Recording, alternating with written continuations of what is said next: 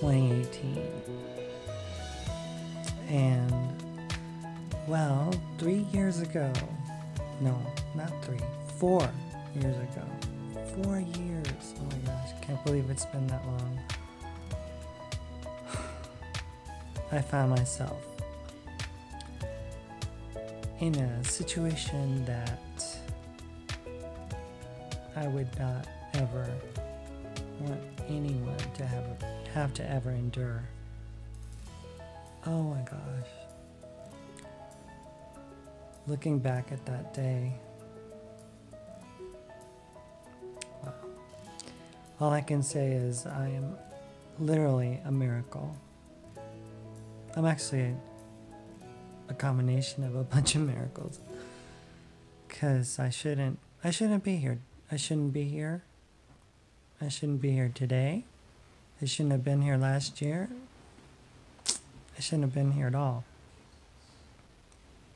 But thankfully here I am. Lots has happened since then. A lot. And processing it is it's really quite phenomenal when you think about it. 'Cause it was on December 30th that my car rolled off of Highway 152 up in the Black Range of the Gila Mountains in southern New Mexico, about 50 miles from getting to Silver City and my destination, which was to be in Mark's arms. And I don't know how to describe it, but it was like this whirlwind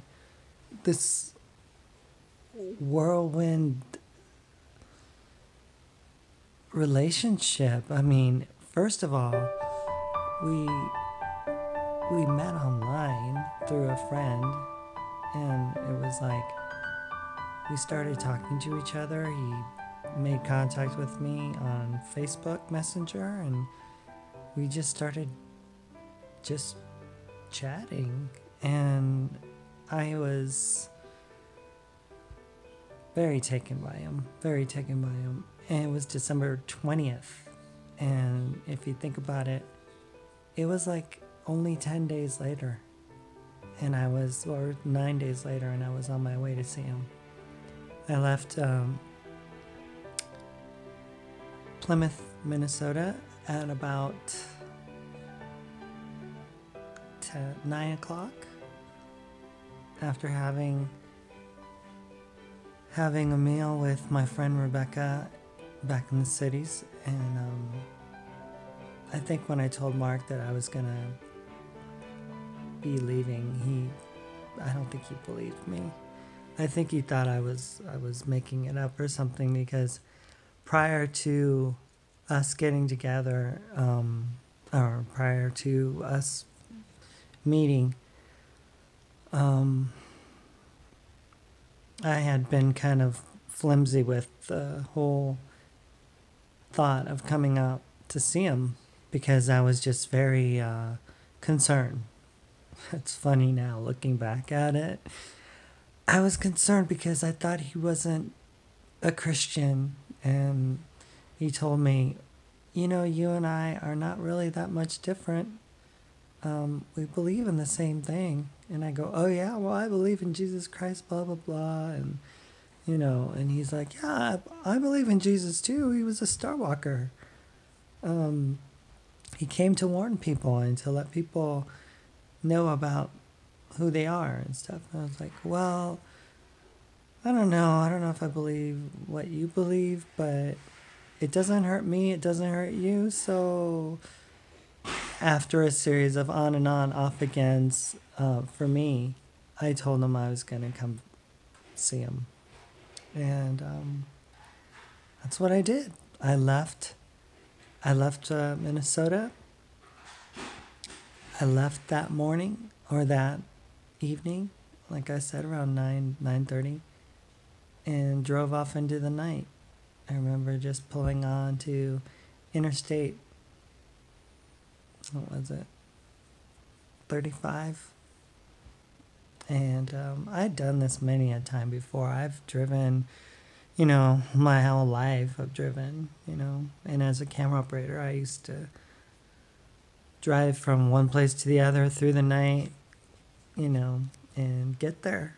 And it was just part of what I did. I took no dose. I did whatever I had to do. I would stop and get those caffeine pills and stuff. Well, like I said, no dose Vivarin. I didn't drink coffee at the time. Unfortunately, maybe that could have saved me. Who knows, right? Maybe I wouldn't have fallen off the mountain had I had a good like vanilla espresso or something, right? But I didn't drink coffee at the time, so I drove off into the night, and I was like, I had been up all day prior to that, making plans, thinking about how I was going to do it. At the time, I had a boyfriend who was not too happy with me. If he had known that I was leaving, because I didn't know how to break it to him that I was leaving.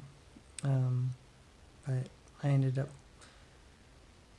leaving without telling him. And my friend Rebecca, actually, I was supposed to pick him up at midnight. I'm sure he got the shock of his life. I regret not telling him, but I just, I left. And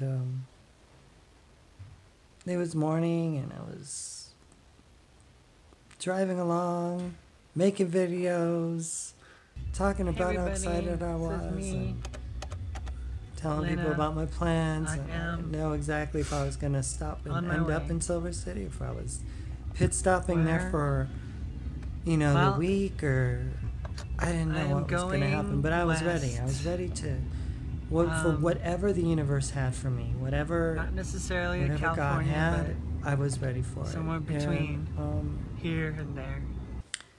I was just an open book, I was ready to go.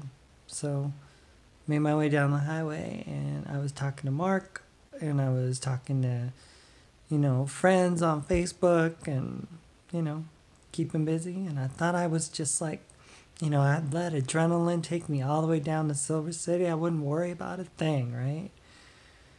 Well, it finally caught up with me. I was tired. I was preoccupied in my mind. I had like court hearings and stuff for my children, and custody things, and divorce stuff, and all kinds of things going on in my brain. So I was like pretty much a basket case. I didn't know exactly, and I was just a year into my transition, so I was concerned about that. I had just, to add insult to injury, I had already done this tracheal surgery on myself, and I was basically recovering. I had been in a hospital in a hotel for like the week before that, and I was recovering from major like surgical procedure that had removed my removed my Adam's apple.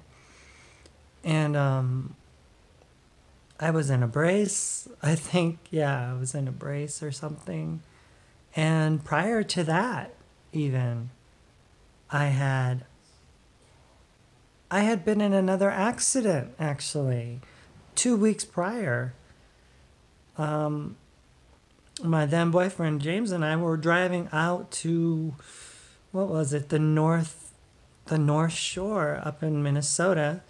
We went to go look at some Christmas lights, and James took a turn too many and ended up sliding us into a ditch, and we got into an accident. His car got messed up, and it was like a foreshadowing of what was going to happen. It was like a foreshadowing.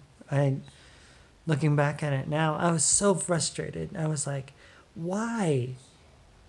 I remember him going, uh-oh, and I was like, uh-oh? What do you mean, uh-oh? You're a winter driver. Well,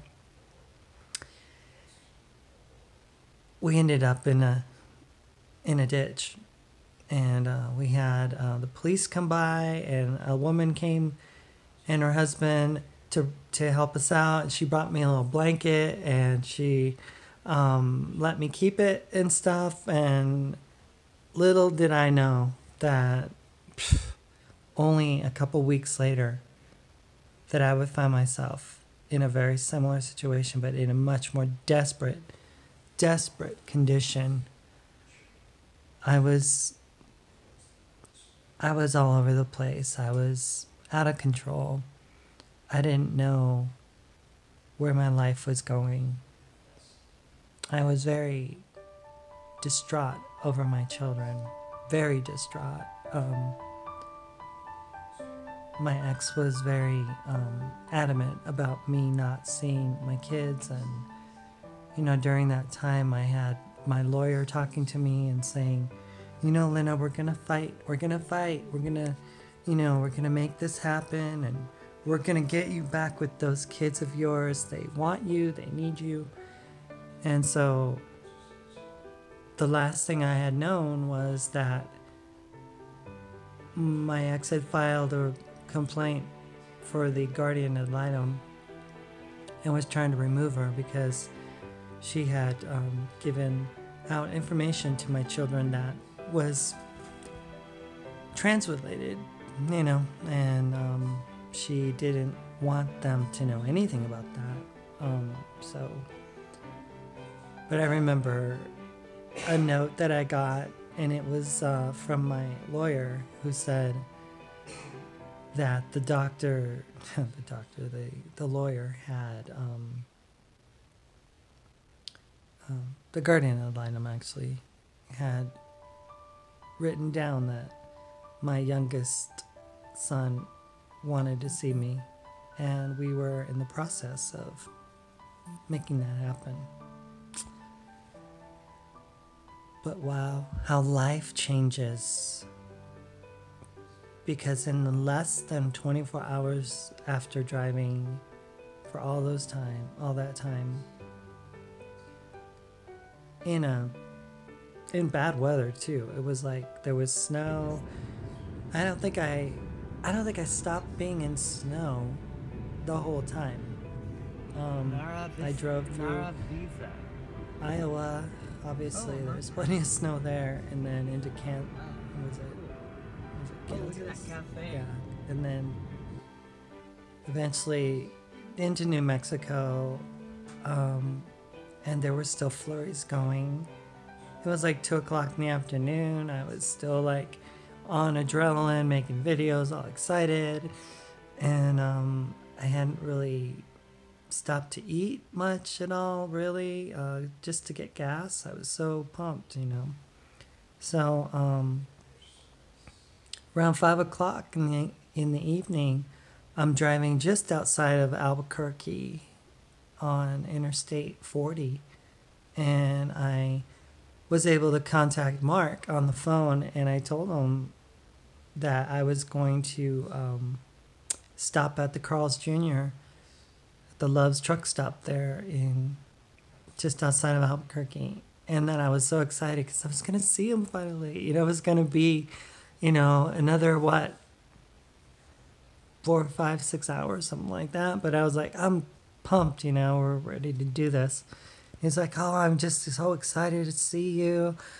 I have a gift for you, and, I just want you to be comfortable. And I made room, in the RV, and I cleared out the closets, and I'm going to go take a shower, but I am so excited. I'm so excited to see you. And I was like, wow, maybe life is going to turn out good after all,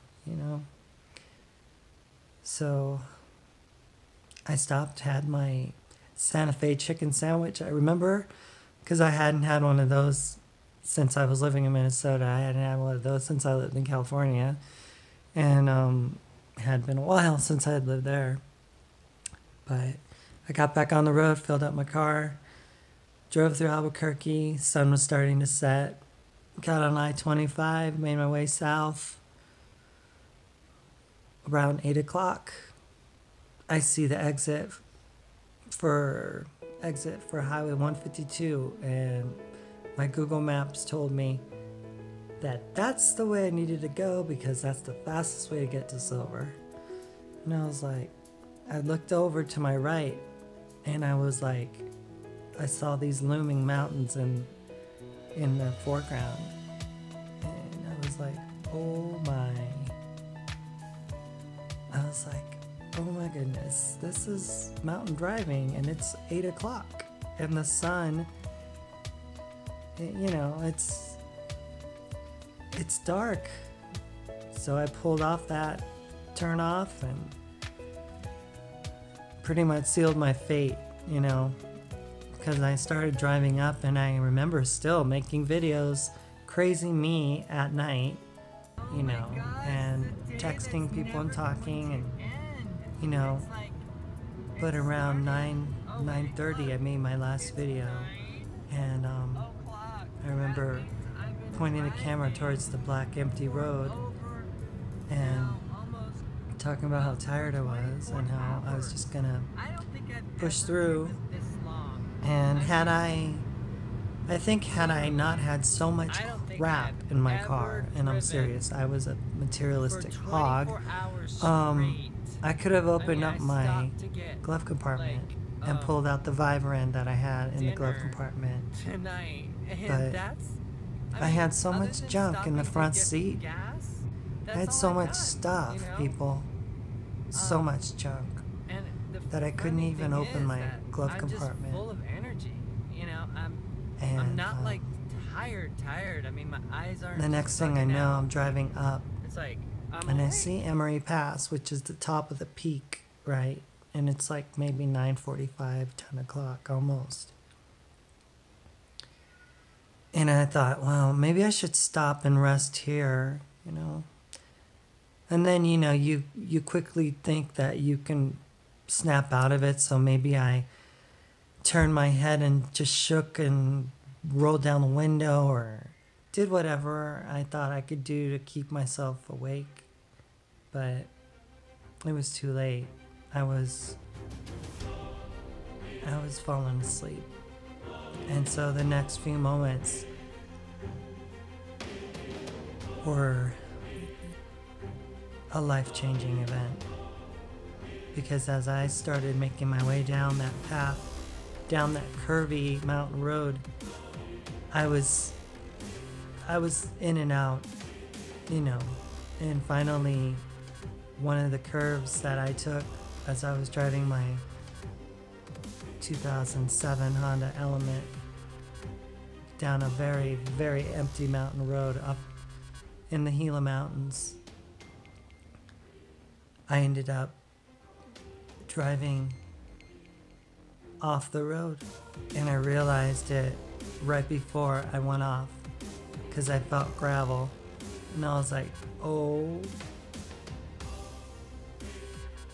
my God, what have I done?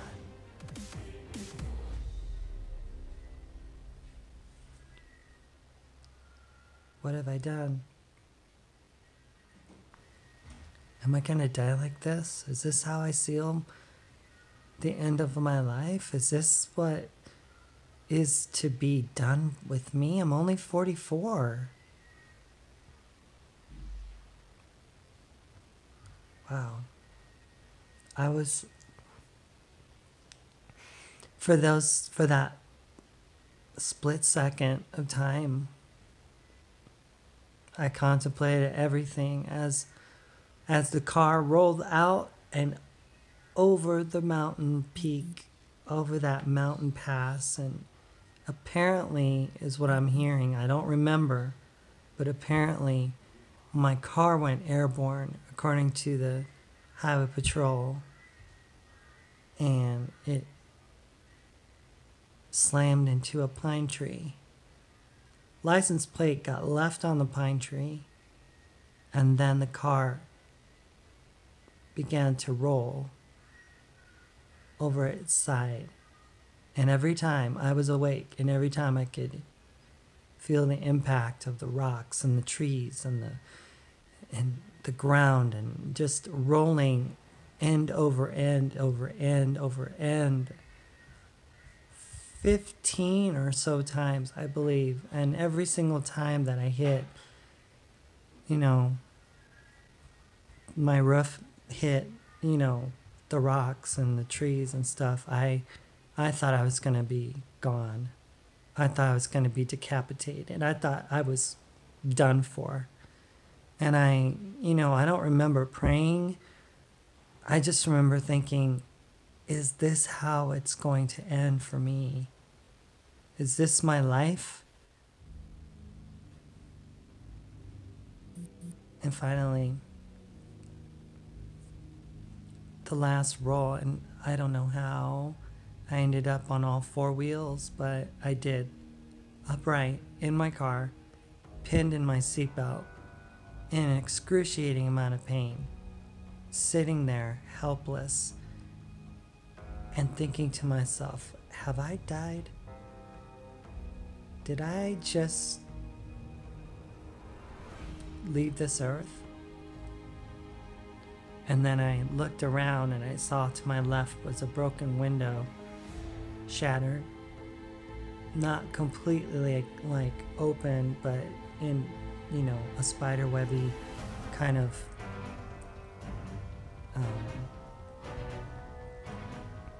break on the windshield, on the window. I was bleeding. I had injuries that, unbeknownst to me, were quite serious. I apparently lacerated my spinal cord and almost severed it. I broke my neck. C1, C3, C4, my T7 they were all fractured. I had no idea.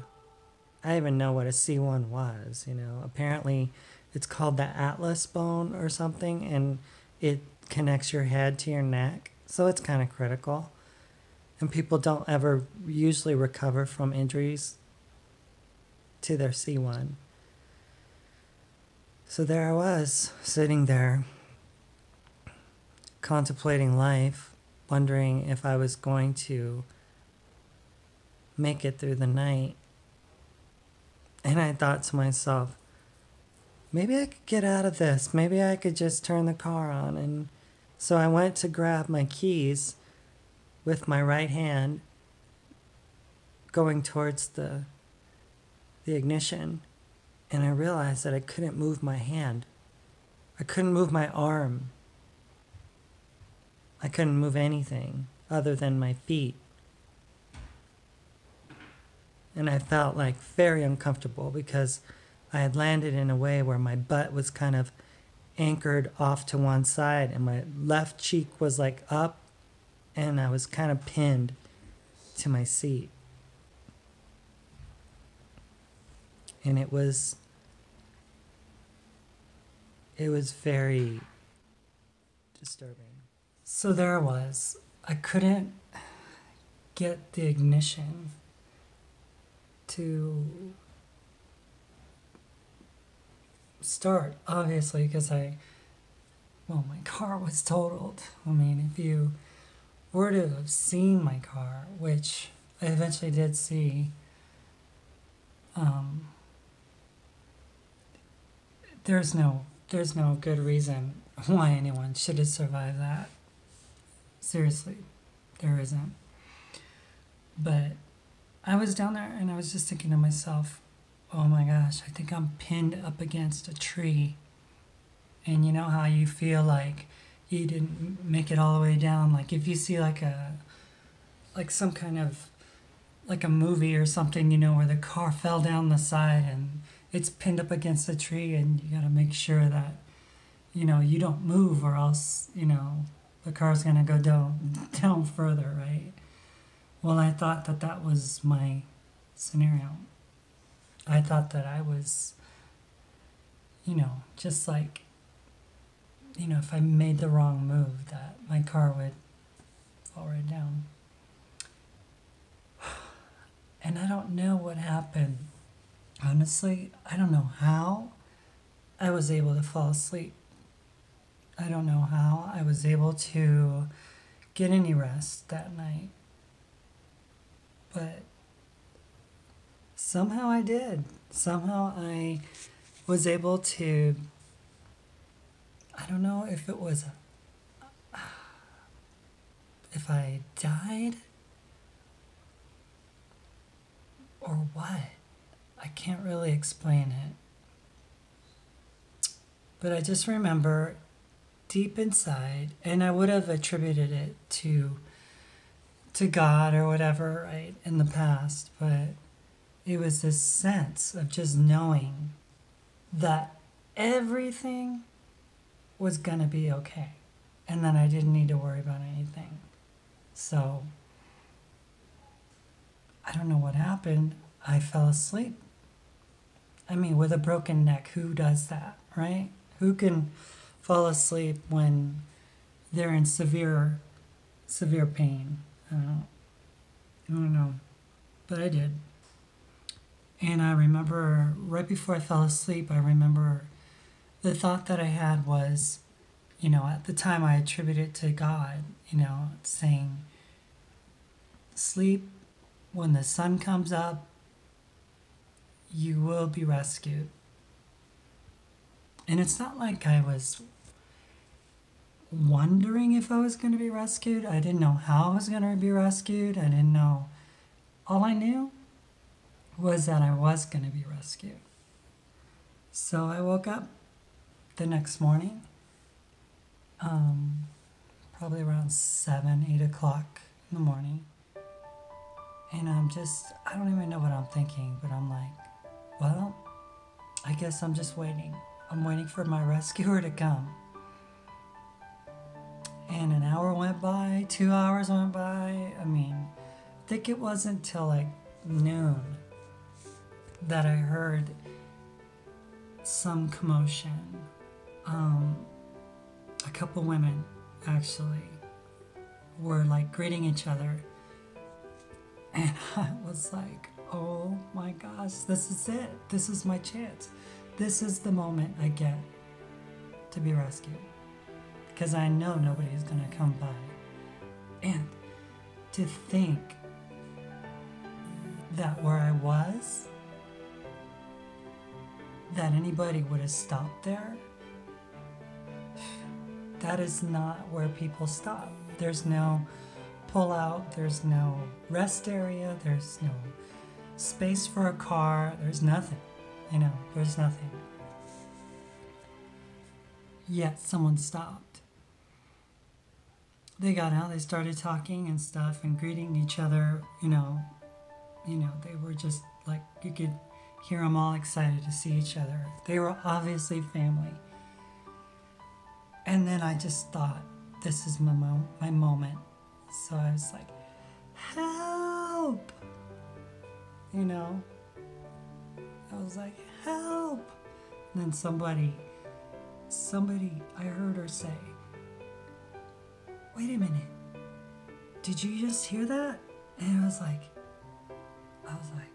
oh my gosh, I need to do it again. I don't know if I have enough strength, right? So I was like, help me!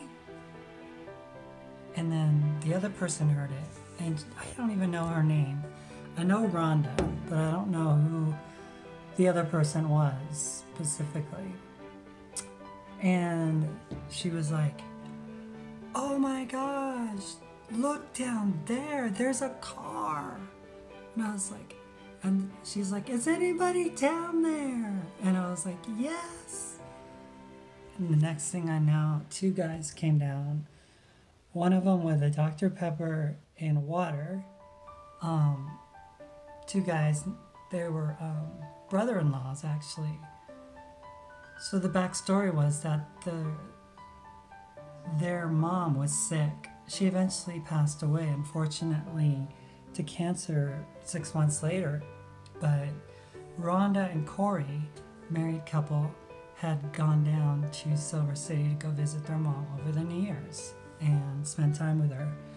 And Aaron and I think his wife were coming up to make sure the road was clear and safe to travel because we were supposed to get a snowstorm. And in the Silver City Gila Mountains and stuff like that. And in the Gila, we're at 8,000 feet. So we're talking like a foot, maybe more. Who knows? Needless to say, the car would have been covered. Nobody would have ever found me. My remains wouldn't have ever probably been found until that summer or something. I don't know. Maybe not then because it was just so remote, right? So Aaron goes up to check the road. Corey's coming down with Rhonda from Montana. They're driving over the mountains and stuff. They lose connection with each other on the phone. And somehow they meet up at that road. So Rhonda and Aaron are brother and sister. And Corey and Aaron, they go down to go assess the situation. Corey was a military man, and I guess he went and had a tour in Iraq. So he was very knowledgeable about, emergency rescue and all that stuff. So he stays down there with me, and he tells me, "Don't move your neck. Don't move. Are you thirsty? If you're thirsty here, and drink." And I drank, and I was like, "Thank you." And he just kept me conscious, right?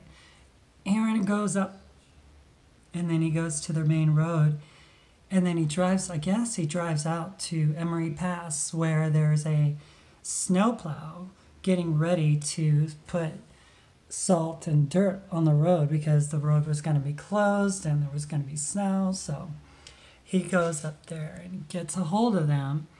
Next thing I know, and it was like a whirlwind because I don't remember time frame. I don't remember all that stuff. I just know that it happened, and there's probably details that I probably don't even know that happened.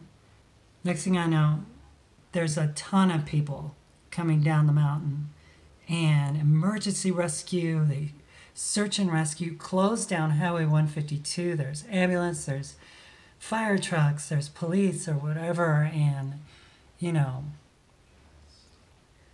they're sending down this like cable contraption thing with a gurney so that they could take me out and put me on it and then pull me up because it was like 300 feet down from the main road. So they get down there and they didn't have to use the jaws of life. But the next thing I remember is one of the guys said, can you move? And I was like, yeah. And they opened the door because as dented up as the car was, they were able to open the door up. And he goes, can you lift your foot up over onto the ground? And I did. I got up. Next thing I know, I'm looking over my car and the roof. It looks like a sardine can peeled back. Totally. So I'm like standing there for what seemed like 10 minutes. Probably could have been like a minute, but they and I mean like 10 probably people from members, I forget, volunteer fire rescue or whatever.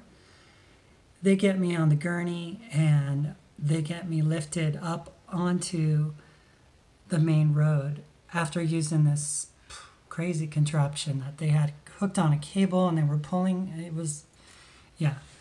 So every time they lifted the gurney and stuff and tried to pull me up, because it was rocky, it was a very treacherous area, I was feeling the impact and I was like, oh my God, this hurts, right? Because my neck is broken. I had no idea. So I get there and get to the top and they're like, okay, we're going to have to put you in an ambulance and you're going to have to go to the hospital. I'm like, okay. So they put me in the ambulance first. And then they go, oh, wait, really? So there's a helicopter waiting over? Yeah, okay. So then they drive me over to the air life flight, and they pull me off of there, off of the ambulance, roll me into the helicopter. And I don't remember anything about what it looked like or anything. I just remember there was a woman that was tending to me, and she was like a paramedic, I guess. And she was like, I just want you to stay awake and just listen and just talk to me. Tell me how you're doing. Tell me what you're feeling. And, it was like maybe a 15, 20-minute flight, I guess. Impact, land there, El Paso University Medical Center. I'm like pulled off the helicopter, rushed into ICU. They're putting all kinds of things in me, looking at me. I had like an MRI, I had all this stuff, and they're like, "Whoa, how did you survive? How did you make it?" And I was like, "I don't know. It wasn't my time, I guess, right?" So I ended up spending that first night by myself at the hospital, and there I was, broken, nobody. Mark calls. I get a call, right? Mark calls my phone. My phone rings. I guess somebody brought my phone. And then they said, hey, you got a call, because I couldn't use my arms. And it was Mark. And I don't remember exactly what he said, but he's probably like, oh my God, I'm so grateful that you're alive. I'm just so thankful, and I want to come see you because I know that, I just want to be able to see you and stuff. And I was like, well, come over whenever you can. And he's like, I'm going to make arrangements. I'm going to get, my friend to pick me up. But we're supposed to have a snowstorm and all this stuff and blah, And it was like, he was so excited. He's like, oh my gosh, oh, you're alive. Thank God you're alive, I was so concerned, and he's telling me all the things he did and how he was like, he had sent emergency out, and told the police and told the sheriff and all that. And, he's like, oh my gosh, we didn't know about you, where you were, what you were, if you were still alive. And he's like, I had a sense that you were. And I was just like, wow. So I spent New Year's Day by myself. New Year's Eve by myself. And then the next day comes. And around, I think it was maybe 2 o'clock in the afternoon or something, the nurse says, well, Lynna, looks like you have a couple of visitors. And I was like, really? Yeah. Are you going to be okay to have visitors come see you? I was like, yeah, sure. That's no problem at all. So in walks this really cute Cuban guy, beard, green, beanie, fleece jacket, boots, beard, and a smile worth $1,000,000. I mean, like someone that I had actually met in a previous lifetime or something. I swear, it was like, haven't we met before? I seriously was like mesmerized. And the next thing I remember is that he was like, I just wanna kiss you. And I was like, really? Okay. And he's like, I don't know, like a little kid, he's like going by the bed, and he was a medical professional, so he knew how to pull the bed sides down, and he leaned over, we kissed for the first time, and it was magic. It was like, It was hospital food, but I just wanted to put this video out there so you guys know that I was blown away. Yeah, I'm alive. I made it. And I knew that I had met somebody quite, I'm just grateful. quite special. Although I got a little bit of a So climb to get out. he asked me, he said, "Do you want me to stay?" And I go, "Please, please do. I would want nothing else but for you to stay." And he did. He stayed. And immediately he took care of me.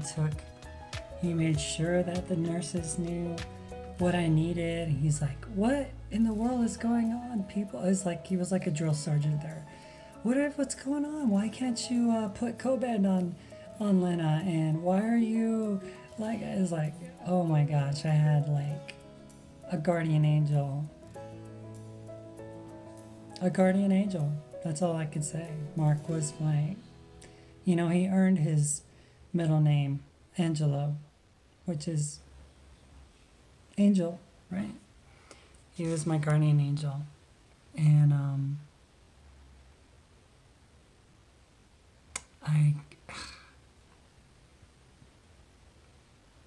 I was there for another 6 days. And they told me, in order to recover, we're going to have to do a 7.5 hour procedure, which is going to render your neck fused to your back or something, right? And so I sought to consult with my ex at the time. We were separated, and my mom, and they told me, just do what the doctors tell you to do. They know what's best. And I was like, I don't know. It doesn't feel right. To me, it doesn't feel like I should have this surgery. Because I had a boyfriend that was hurt, like his back was messed up and he had stuff put in the back, in his vertebrae, in his back, and he didn't look good. He was deteriorating, and I knew that kind of surgery was very debilitating and dangerous. So Dr. Mishna, I think his name was, Indian man, he wanted to do the surgery. He was like, "Lynna, for you to survive, you have a 25% chance even with the recovery of a surgery. So what I would recommend is that you have this surgery done as soon as we can schedule it." And I was like, "Mark, guess what? They're telling me I need surgery." He's like, "No, you don't." I go, "I know I don't want it either. I don't feel like I should have it."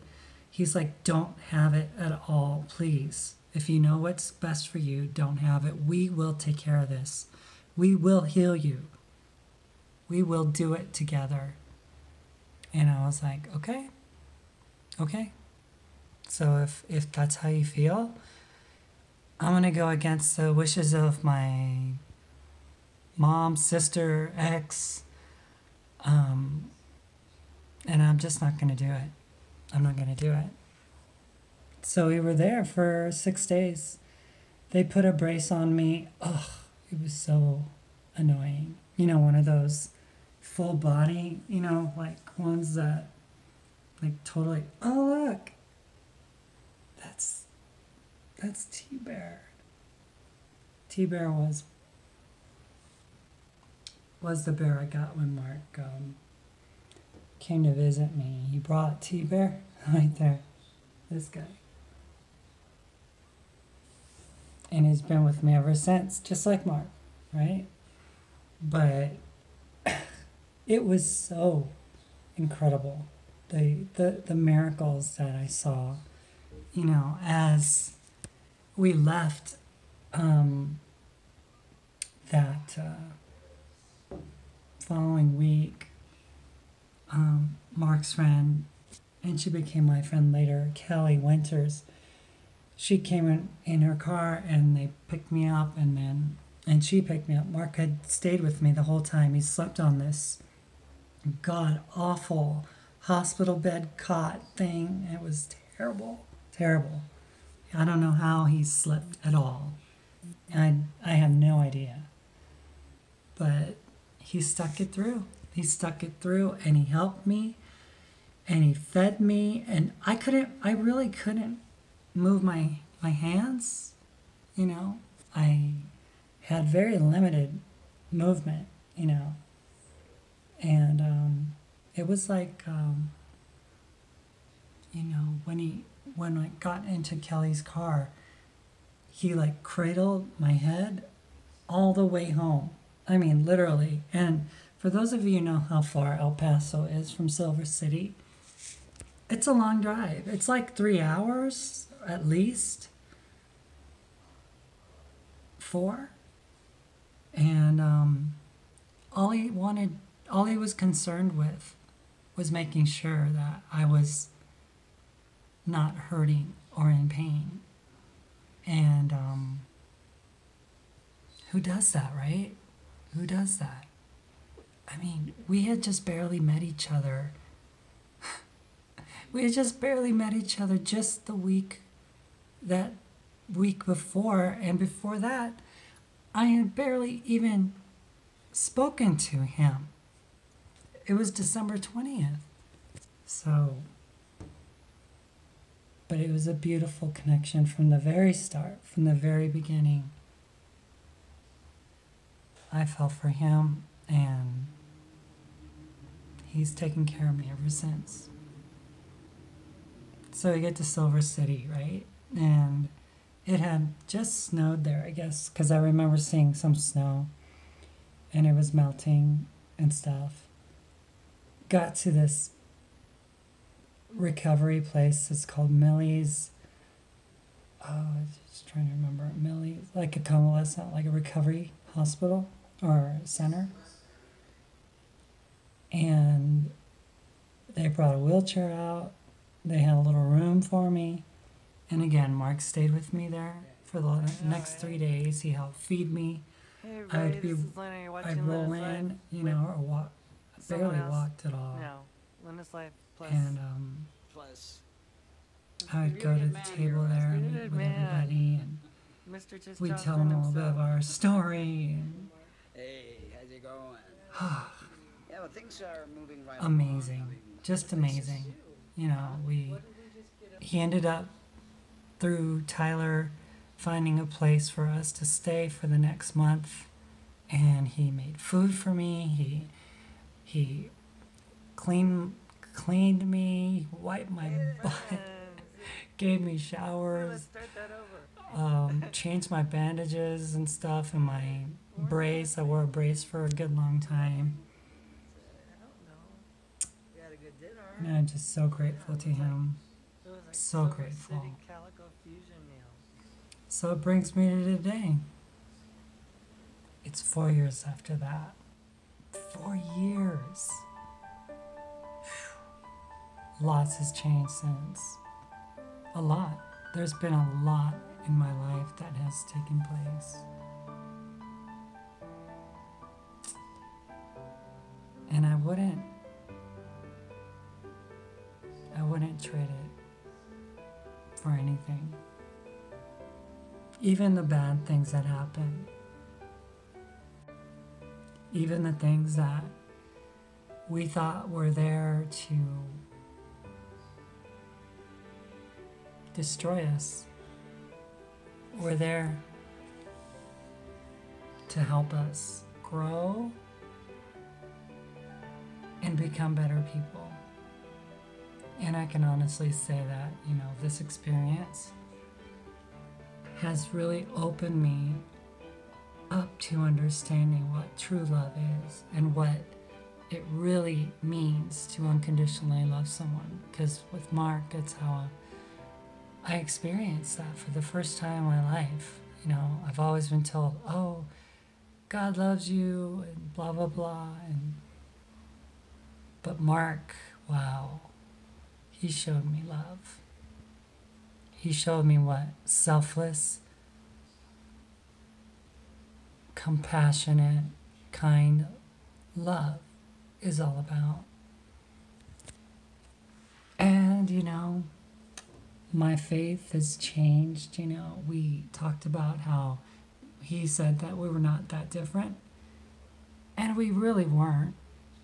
I was the one that needed to change, and through all the things we've been through, you know, through all the changes and stuff with detransitioning and embracing Christianity and letting go and going here, doing that, traveling, moving, living in Florida, back in Silver City for the second time.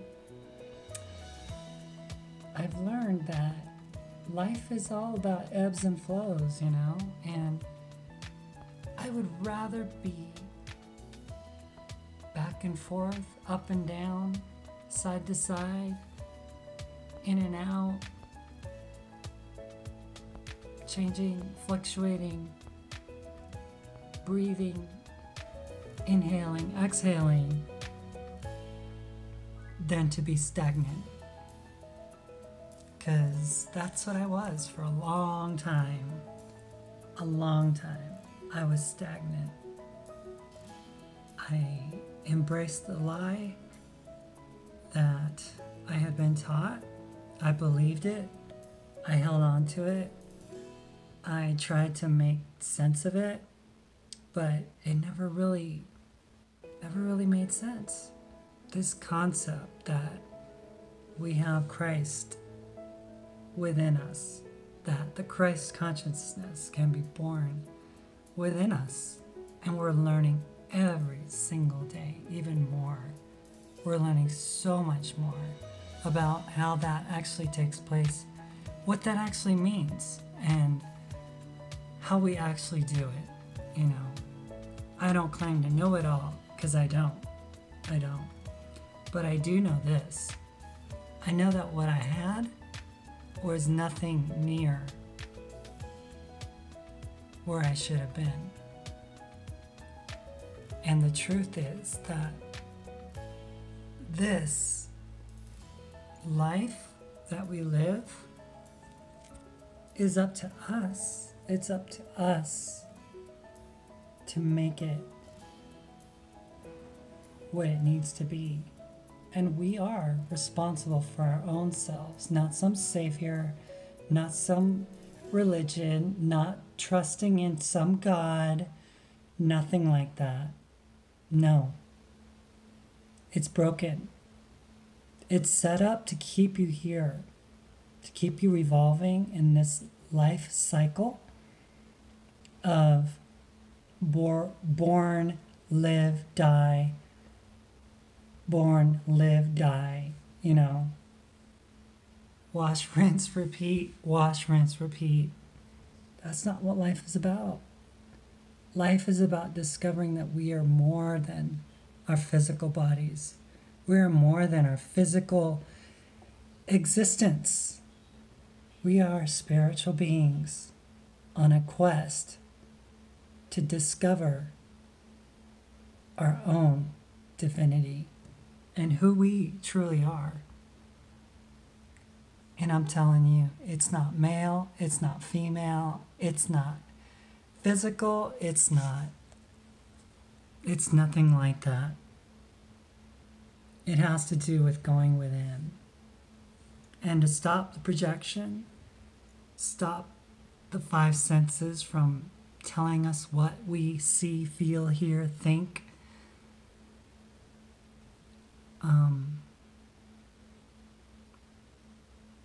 It's all about going within. So I guess I'll leave you guys, but thank you so much for listening to my little story. I get nostalgic around this time because I'm very grateful to those who had a part in rescuing me. Always be grateful to Aaron, and Rhonda, and Corey, and all the people at the Members Fire Rescue, this beautiful town of Silver City, all the people that have been so kind to me ever since I've landed here. Tyler Connolly, oh my God, so many people, so many people. And I guess that's it. I will see you guys in a later video, but thank you so much for listening and watching, and I hope that you have a wonderful and amazing 2019. We were made more than just for this. We were made as divine creatures, beings of infinite value. And it's time that we rise up to who we are. See you guys later.